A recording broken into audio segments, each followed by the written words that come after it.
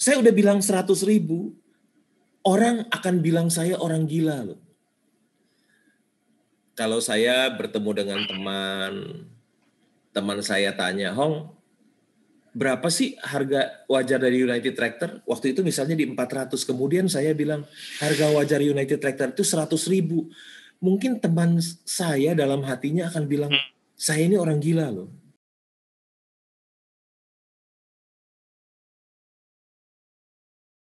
Bongkar tuntas investasi kesuksesannya Pak Lo Keng Hong gitu ya, atau kiat sukses investasi ala Pak Lo Keng Hong.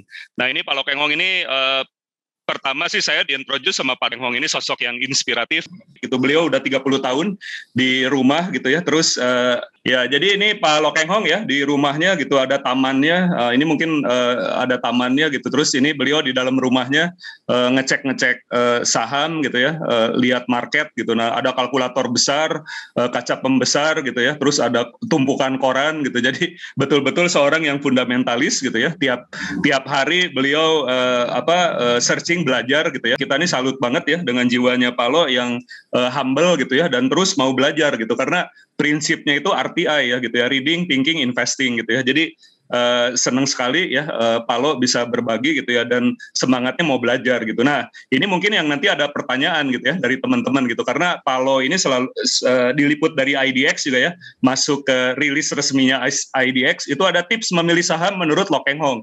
Jadi katanya ada 5 cara ya. Yang pertama lihat manajemen, dikelola secara jujur, profesional, berintegritas dan dikagumi. Kemudian perhatikan masa depan bisnisnya, apakah 5-10 tahun ke depan 5-10 tahun ke belakang itu latar belakangnya seperti apa perusahaan tersebut. Dan yang ketiga cari perusahaan yang labanya besar melalui profit margin dan return on equity gitu ya. Tapi banyak yang bertanya, Pak, kenapa suka milih perusahaan yang loss gitu ya, yang per PBV-nya rendah tapi loss gitu ya. Jadi itu ada kisah turnaround story. Yang keempat, pilih perusahaan yang terus bertumbuh dalam jangka waktu yang panjang. Dan yang kelimanya ini cermati valuasi PER, price earning ratio, dan PBV gitu ya, price to book value. Ya, jadi Pak Lo Keng Hong ini kalau di bukunya Benjamin Graham itu seneng sama Sigarbat gitu ya, yang PBV-nya di bawah 1, PR-nya kalau bisa ya jauh di bawah 10 ya, kalau bisa di bawah 5. Nah, itu adalah prinsip value investing gitu ya, yang mungkin banyak dipraktekkan Warren Buffett yang belajar dari Benjamin Graham, tapi terus berubah gitu ya. Saat ini mungkin sudah banyak pengaruh dari Charlie Munger gitu ya, terus dari investor-investor yang tidak hanya value investing, tapi ngelihat juga growth gitu ya dan kualitatif gitu. Tapi prinsipnya mirip kayak Warren Buffett ya. Jadi mengerti bisnisnya, invest untuk jangka panjang. Nah, ada margin of safety, memeriksa manajemen dan nah ini bukunya Pak Lo Keng Hong ya teman-teman ya. Jadi kalau saya tanya Pak yang perlu dibaca apa, Pak Lo Keng Hong merekomendasikan how Warren Buffett does it gitu ya. 24 simple investing strategies from the world greatest value investor dari James Pardo gitu ya. Nah ini di Intelligent Investor Ben Graham ya. Jadi kita harus mencari saham-saham yang undervalue gitu ya. Jangan beli saham yang udah mahal kata Pak Lo gitu ya. Jadi belinya saham yang murah. Nanti ditunggu sampai sahamnya tersebut naik. Nah itu mirip sama prinsipnya Warren Buffett gitu ya, di mana 99% kekayaan Warren Buffett itu baru berumur 50 tahun gitu ya, dari umur 14 tahun. Nah dia 50 tahun itu jadi bilioner gitu ya. Ini prinsipnya Warren Buffett yang mungkin penting buat kita. It is far better to buy a wonderful company at a fair price gitu ya. Terus be fearful when others are greedy and be greedy when others are fearful.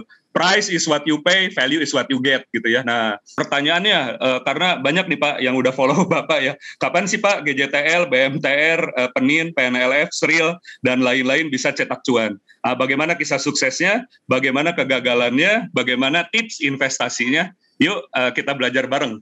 Ya, jadi terima kasih Pak Lo Keng Hong ya. Itu mungkin pendahuluannya. Ya, oke Pak. Jadi kita mulai ya Pak ya. Pertama dari kisah sukses. Ya, bagaimana perjalanan dan perjuangan Pak Lo 30 tahun yang lalu sebelum sukses sekarang Pak. Termasuk kalau bisa cerita gagalnya Pak. Gitu ya, karena di saham itu kan banyak juga milenial Pak yang nyangkut gitu ya, yang gagal gitu. Mungkin Pak Lo bisa cerita gitu. Jadi kita modelnya talk show Pak hari ini gitu. Terima kasih Pak Lo ya, Saiful. Selamat pagi. Ya. Yang saya hormati Bapak Ibu, selamat pagi, salam sejahtera bagi kita semua. Salam sejahtera, Pak.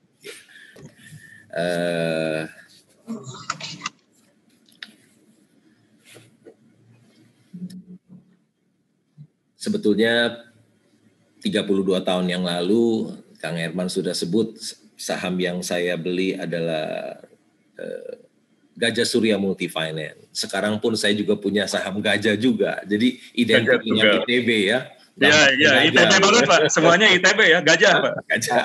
Gajah. Tapi 4 tahun pertama saya berinvestasi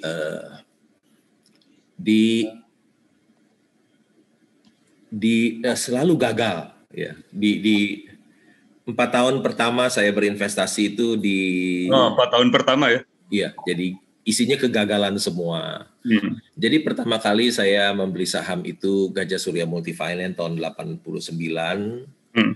32 tahun yang lalu, strategi investasi saya adalah tahun 89 itu adalah beli IPO jual listing. Beli IPO ketika listing jual. Itu strategi saya 32 tahun yang lalu. Saya mengantri di kantor pusat BDNI di Hayam Buruk itu yang gedungnya atasnya besar bawahnya kecil gitu ya. Antrian panjang sekali antriannya panjang dan penjahatannya sedikit, hanya 1 lot 2 lot gitu ya. Menurut hukum ekonomi kan kalau permintaan banyak supply sedikit harga akan naik. Ternyata di bursa bisa terbalik ya. Permintaan banyak supply sedikit, ketika listing harga saham turun. Jadi strategi saya membeli di IPO, jual ketika listing. Itu yang saya lakukan 32 tahun yang lalu. Ternyata ketika listing dia turun. Jadi saya tetap jual rugi. Rugi ya, Sifu ya? Rugi. Ya, kan hitung-hitung uang sekolah, Kang. Tapi nggak kapok ya?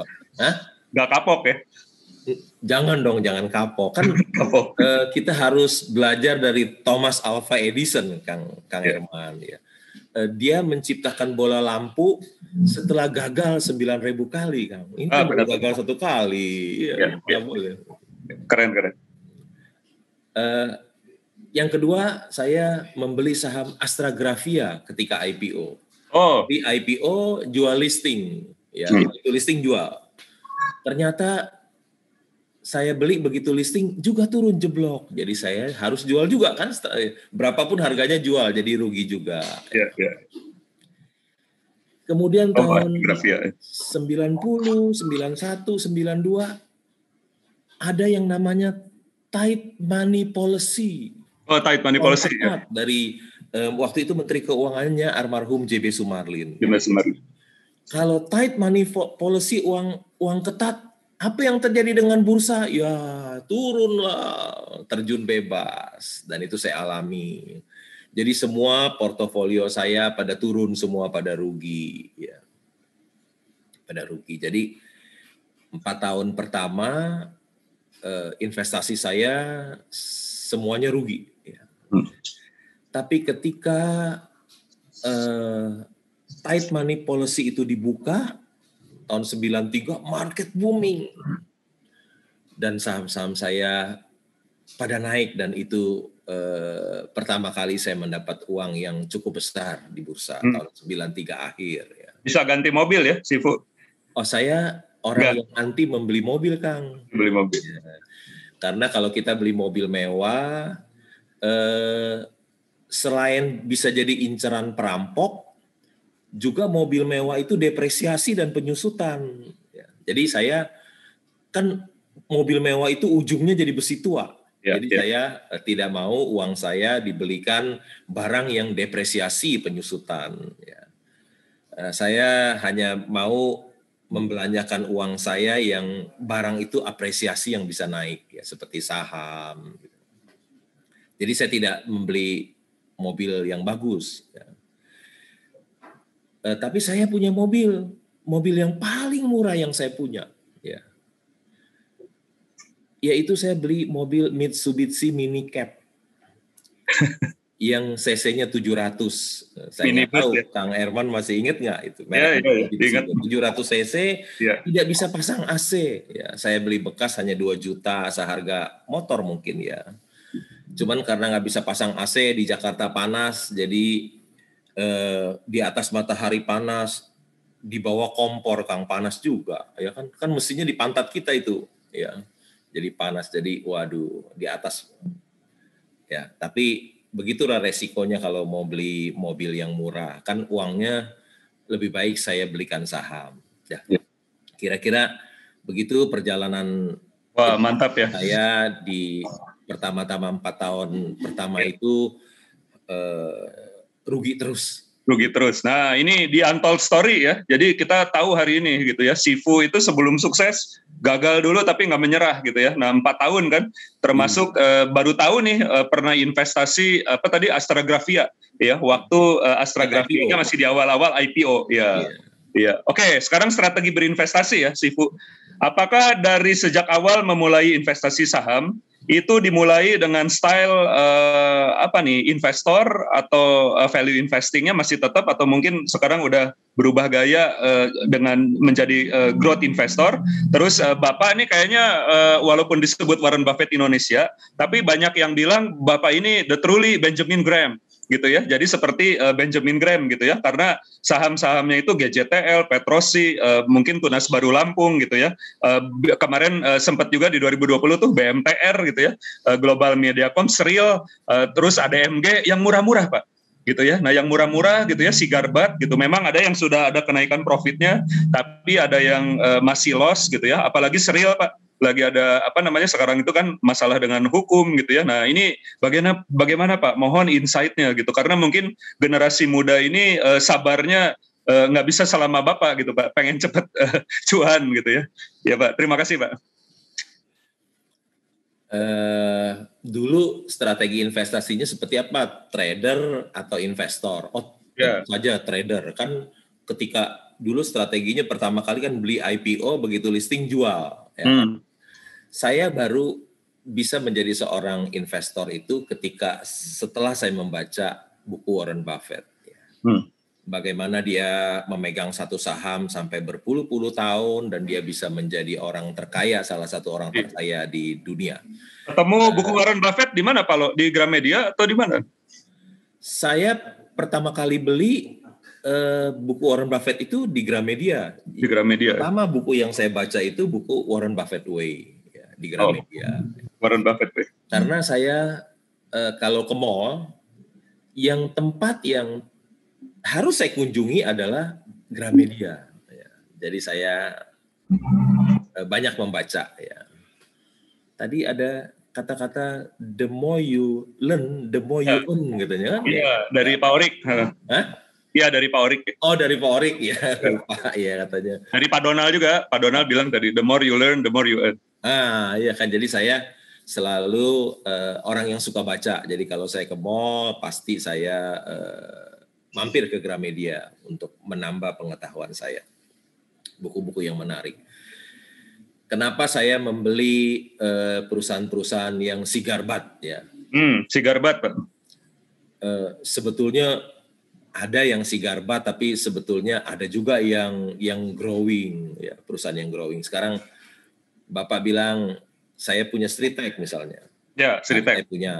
Itu kan perusahaan tekstil terbesar di Asia Tenggara. Berarti kan itu kan perusahaan yang bertumbuh.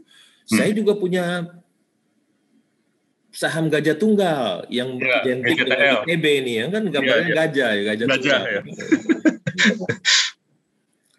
Itu juga perusahaan ban, produser ban terbesar di Asia Tenggara juga, ya kan.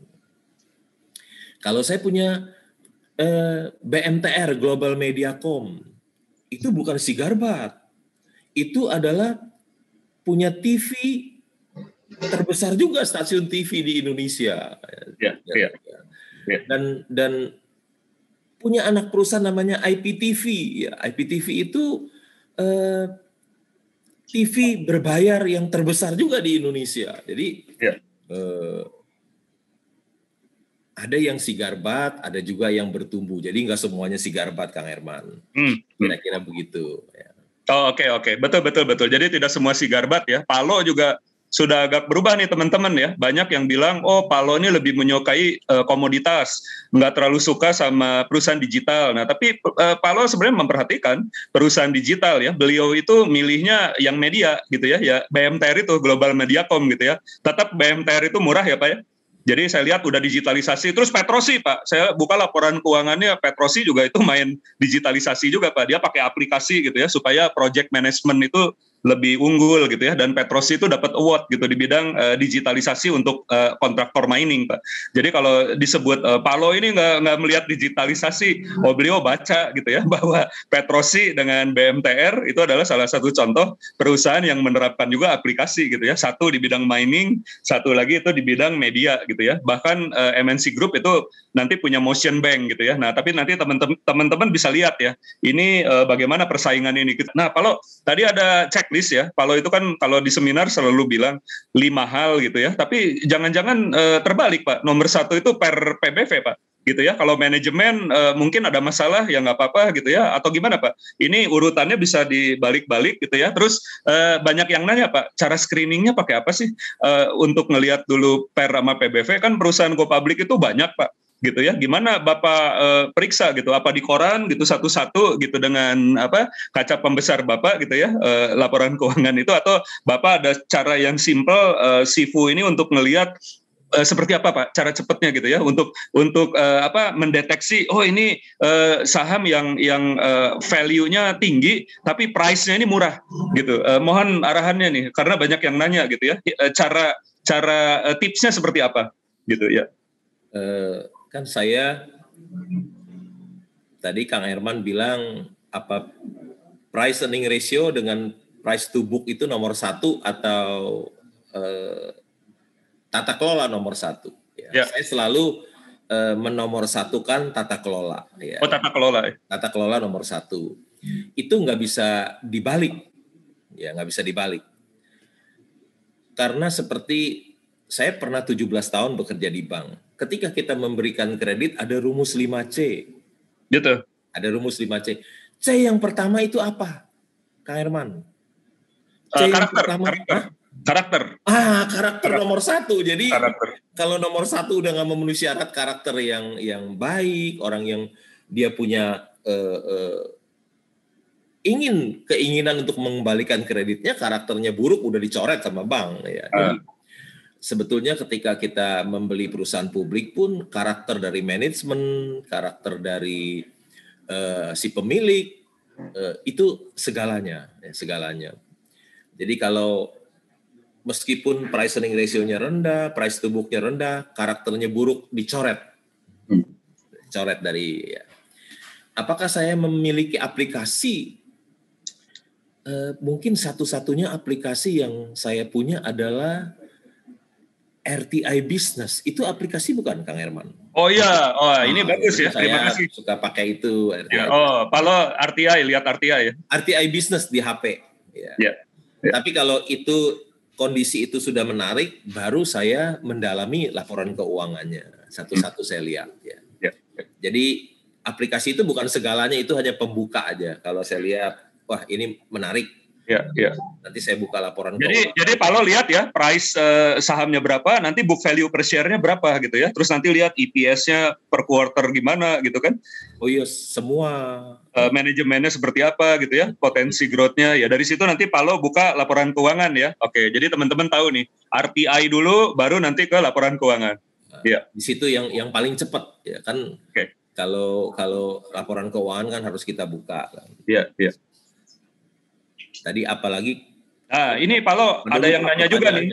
Ya, ada yang nanya lagi, investor kecil gitu ya. Jadi pengen kayak Pak Lo, tapi dia ngerasa, aduh kayaknya modal saya masih sedikit nih.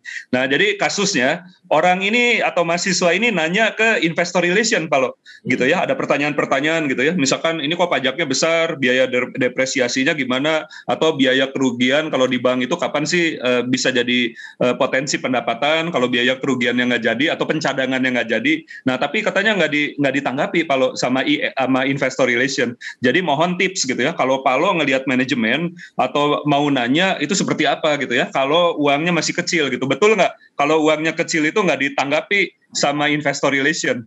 Itu kalau Kalau tidak ditanggapi sebetul tidak apa-apa. Kan yang penting jangan belum apa-apa sudah tanya investor relation, harus dalami dulu laporan keuangannya. Jangan-jangan ketika kita membaca laporan keuangannya, membaca annual report-nya, semua pertanyaannya sudah terjawab. Ya. Ya. Jadi sebelum kita datang ke investor relation, ya kita pelajari dulu dari laporan keuangan, dari annual report-nya, berapa penjualannya, berapa labanya, berapa ekuitasnya, berapa hutangnya, semuanya kita pelajari dulu. Iya. Kalau kita tidak mengerti, kita baca annual report-nya. Ya, jadi sebetulnya ketika kita sudah membaca itu semua, hampir semua pertanyaan kita mungkin sudah terjawab. Begitu. Oke. Ya, Palo, apa rahasianya bisa mempunyai mental dan keyakinan saham supaya bisa dipegang lama sampai untungnya puluhan ribu %? Kayak Palo dulu di UNTR dengan multi breeder itu ya, MBAI. Karena kita tahu apa yang kita beli. Kalau kita tidak tahu apa yang kita beli kucing dalam karung, ya tentu saja kita tidak punya daya tahan untuk memegang saham itu. Ketika saya tahun 98, ketika saya membeli United Tractor di harga 250, itu laba usaha per sahamnya 7.800. Laba usaha per saham 7.800. Dengan metode yang sangat sederhana aja, sangat sederhana, anak SD pun bisa, ya. Rata-rata price earning ratio di Bursa Efek Indonesia itu 15 kali. Jadi 7.800 saya kasih kalikan 15 saja. Jadi sebetulnya harga wajarnya itu 100.000. Ya. Jadi kalau 250 naik ke 350, saya untung 40%, harusnya saya jual. Ya. Tapi nggak bisa karena harga wajarnya 100.000. Jadi saya ini waktu itu beli Mercy, harganya sepeda. Jadi nggak mungkin saya naik 100% pun baru Rp500. Nggak mungkin saya jual, padahal udah untung besar. Karena saya tahu ini harga saham terlalu murah. Ya. Laba usaha per sahamnya 7.800, harga wajarnya kalau saya kasih 15 kalinya 100.000. Jadi karena saya tahu apa yang saya beli, jadi saya punya kekuatan untuk menahan. Kalau saya nggak tahu apa yang saya beli, ya mana bisa saya bisa bertahan begitu lama. Ya. Itu saya sudah tahu aja saya melakukan kesalahan. Ya. Melakukan kesalahan. Ya. Saya sudah tahu harga saham itu harga wajarnya 100.000. Tapi di 15.000 saya jual. Itu pun saya nggak konsisten dengan diri saya sendiri. Saya udah bilang 100.000, orang akan bilang saya orang gila loh. Kalau saya bertemu dengan teman saya tanya, Hong, berapa sih harga wajar dari United Tractor? Waktu itu misalnya di 400, kemudian saya bilang harga wajar United Tractor itu 100.000. Mungkin teman saya dalam hatinya akan bilang, saya ini orang gila loh. Masa harga saham di pasar 400 dibilang harga sahamnya 100.000. Ya. Cuman dia nggak berani ngomong terus terang, ya mungkin hanya dalam hati dianggap saya orang gila. Tapi ternyata apa yang saya hitung itu meleset. Harga saham United Tractor itu naik, bukan hanya balik ke 100.000, tapi dia naik ke 600.000 sekian ya, karena sekarang itu sudah stock split, sudah bagi bonus, sudah right issue. Saya hitung yang 100.000 yang dibilang orang gila itu ternyata masih meleset. Kenapa? Saya hitung price earning ratio 15 kali dari laba masa lalu. Saya lupa United Tractor itu growing company. Jadi ternyata dia bertumbuh, otomatis valuasinya jadi meleset dari yang 100.000 jadi 600.000. Demikian Kang Herman. Kenapa saya bisa bertahan lama? Karena saya tahu apa yang saya beli. Saya membeli bukan Mercy seharga Avanza waktu itu. Saya membeli Mercy seharga sepeda, Kang Herman. Demikian. Oke, terima kasih. Palo, ada yang nanya juga, ini direct to the point ya.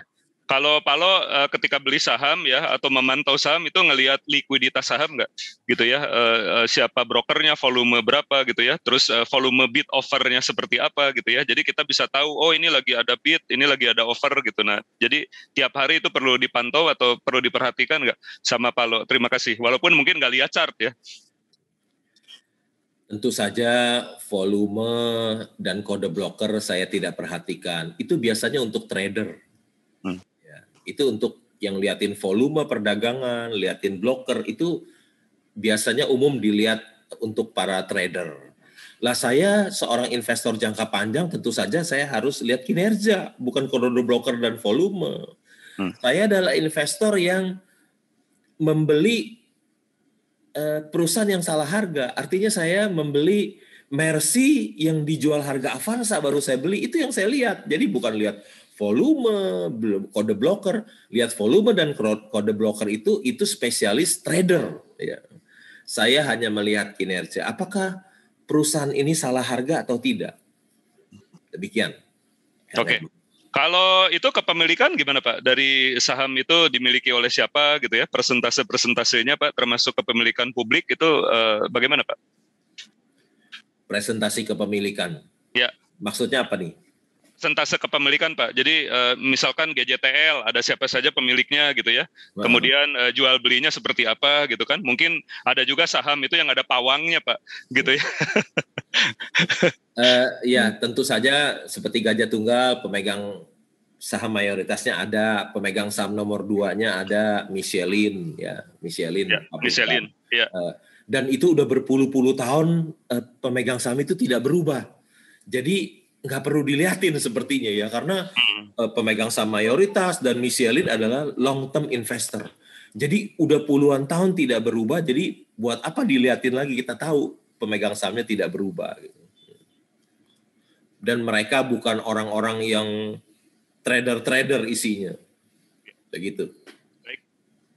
Palo, tolong diceritakan lagi ini kiat-kiat buat investor pemula gitu ya. Jadi kemarin juga banyak yang investasi gitu ya sebelum Maret gitu, terus tiba-tiba kaget gitu ya, ruginya besar karena terjadi efek pandemik gitu ya. Mungkin Palo bisa kasih insight gitu ya, mungkin peristiwa di tahun 2008 kan banyak kisah gitu ya, Palo itu kehilangan 85% nilai gitu ya, jadi portonya tuh tinggal 15% Pak. Jadi kalau ketika nanti amit-amit ya Pak ya terjadi krisis lagi, nah tapi kan sebenarnya bukan amit-amit juga ya, itu jadi peluang. Tapi kalau nggak tahu cara memanfaatkan peluang, biasanya kita tegang Pak gitu ya, ngelihat apa indeks merah gitu, porto kita turun drastis gitu. Nah itu mohon insight-nya Pak. Sebetul yang kehilangan 85% itu bukan tahun 2008 tapi tahun 98. 98. Ya. Karena kita mengalami krisis ekonomi yang sangat dahsyat, suku bunga sampai 70%, ya. Harga saham ya hancur lebur ya. Tetapi saya bisa survive. Kenapa? Karena saya tidak berhutang. Ya, selalu tahun 98 saya bisa survive, tahun 2008 saya survive, tahun 2020 ada pandemi, saya juga survive. Kenapa? Kuncinya di mana? Karena saya tidak berhutang. Coba kalau saya berhutang, kan saham saya di for sale, habis itu, udah. Nama Lo Keng Hong sudah tidak ada lagi di bursa kalau dia berhutang. Ya. Kenapa dia bisa kuat bertahan? Karena dia tidak berhutang. Ya. Coba ketika pandemi ini orang-orang yang berhutang, habis dia. Itu saya berani menaruh uang saya seluruhnya, harta saya di bursa saya berani. Tapi kalau suruh tambah hutang, saya tidak berani. Ya.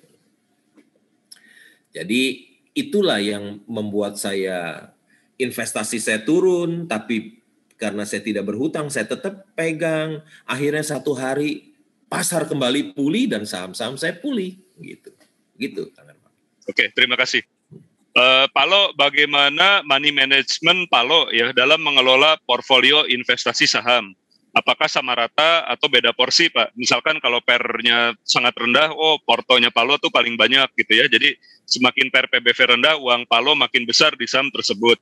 Bagaimana Palo mengatur portofolio Bapak Pak? Jadi ada berapa jumlah sahamnya gitu ya Pak ya. Terus besarannya Pak, satu saham itu berapa persen? Nah itu seperti apa Pak?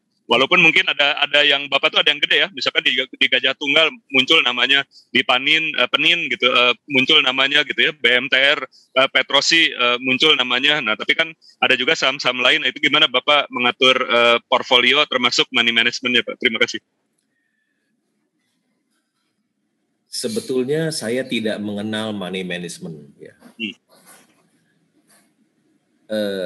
Money management itu mungkin seperti ini ya. Kalau di saham itu, kalau saya punya uang 100, berapa persen saya untuk investasi, berapa persen untuk trading, berapa persen yang harus, berapa saham yang harus saya beli, misalnya 10 saham, 20 saham, atau saya beli saham itu langsung, atau saya bagi 10 kali, seperti itu.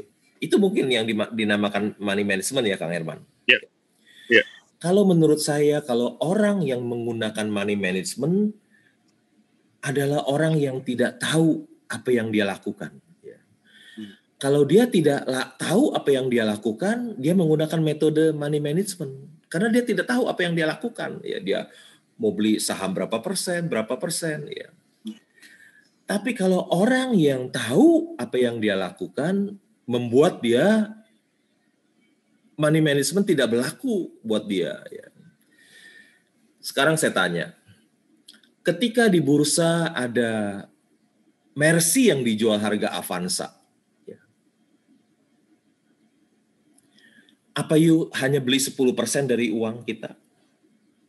Enggak Pak, borong, gede, beli banyak Pak. Ya. Itu artinya Kang Herman tahu nggak pakai money management. Kan kalau nggak satu saham 10% aja, 5%, ya kan? Iya. Itu kan orang yang tahu money management kan nggak boleh borong. Kang Herman harus 5% atau 10% satu saham, dan belinya juga nggak boleh sekaligus, harus dicicil 10 kali gitu ya. Itu artinya orang itu tidak tahu apa yang dia beli.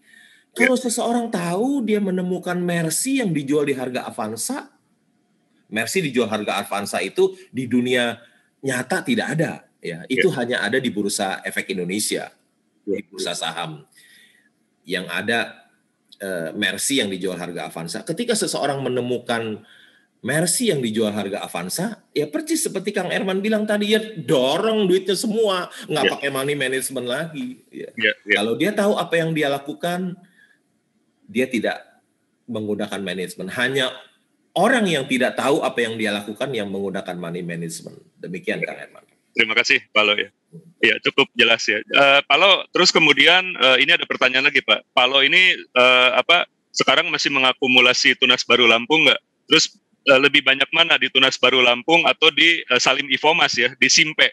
Dan harga CPO ini lagi turun Pak, gitu ya, karena isu India, walaupun mungkin ada beberapa insentif dari pemerintah gitu ya. Apakah Pak Lo tetap mencicil beli, menambah, atau hold, atau jual Pak saham CPO tersebut gitu? Terima kasih Pak. Ini nanya kelapa sawit Pak. Kalau saya sebut sahamnya, nanti sahamnya melonjak gimana Pak? Iya. Kan saham-saham yang saya beli kalau langsung melonjak, pemegang sahamnya bertambah dahsyat. Gitu. Iya. Disclaimer on ya Pak Lo.